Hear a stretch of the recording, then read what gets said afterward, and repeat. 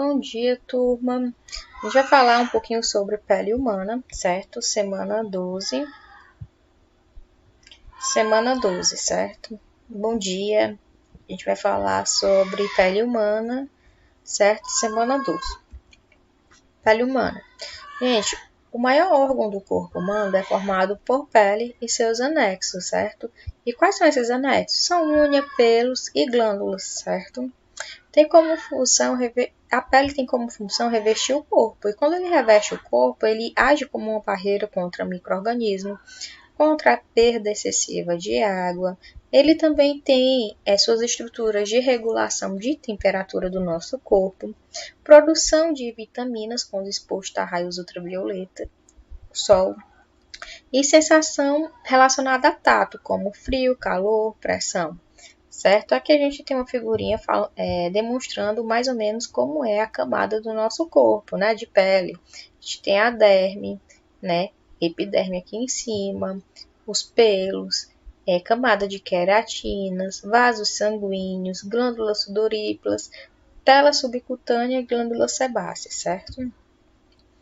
A pele é formada por duas camadas, se vocês perceberam, a gente já havia falado que ela é formada por duas camadas. A derme, camada adjacente à epiderme, que é formado por um tecido conjuntivo, e a epiderme, que é a camada mais fininha, acima, certo? Que é composta por tecido epitelial.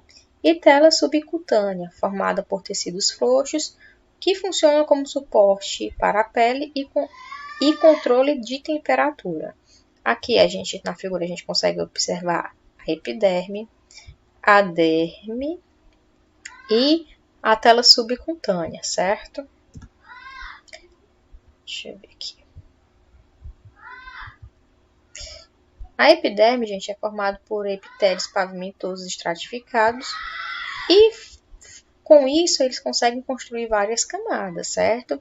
A epiderme é essa camada mais externa da pele, certo? Então, constantemente ela está sendo o quê? Trocada, né? A gente perde muitas células durante o nosso dia e essas células têm que ser repostas, certo? Elas possuem uma estrutura de queratinócitos e melanócitos, que são os principais tipos de células presentes na epiderme, certo? Os queratinócitos, eles têm a função de produção de queratina, uma proteína que vai impermeabilizar a pele, evitando a excessiva perda de água e dissecação, e possui melanócito, que é um pigmento proteico que vai garantir a cor da pele, certo? A diversidade de cor de pele que a gente pode encontrar aí, né? A epiderme ela não possui vasos sanguíneos, certo? Portanto, ela recebe seus nutrientes e suas trocas gasosas são por difusão através da derme, certo? A derme é formada saindo da epiderme e indo para a derme é o que? Ela é formada por tecidos conjuntivos situados logo abaixo da epiderme. Nela se encontram fibras de colágenos que têm a função de sustentar a epiderme, certo? Nela se encontram raízes de pelos e glândulas sudoríparas e sebáceas. E também nessa estrutura podemos encontrar sensores táteis do frio, do calor, da pressão, movimento e tração, certo? E os anexos da pele, quem são? São estruturas encontradas na pele, como pelos, unhas e glândulas, como a gente já havia citado.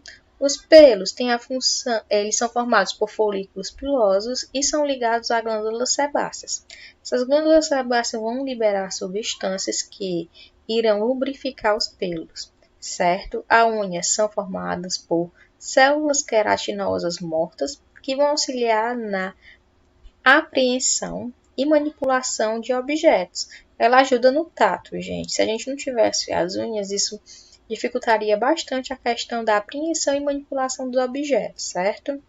E também temos glândulas sebáceas, certo? Que lançam substâncias oleosas que têm função de lubrificar os pelos e pele, certo? Evitando a perda excessiva de água.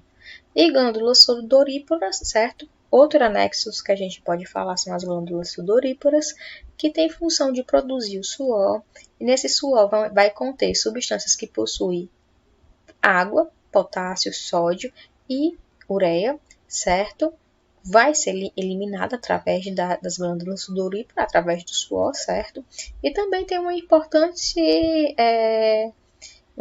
ela também é muito importante quando para o indivíduo, porque ela controla a temperatura humana, certo? Se o indivíduo ele aumenta muito a temperatura do corpo, automaticamente esse indivíduo vai começar a suar, certo? E esse suor vai fazer com que a pele do indivíduo faça trocas, certo, de calor com o meio ambiente, fazendo com que o corpo refrigere e diminua a temperatura, certo? Evitando problemas de saúde, né? Como inativação de algumas proteínas no nosso corpo que são essenciais, certo?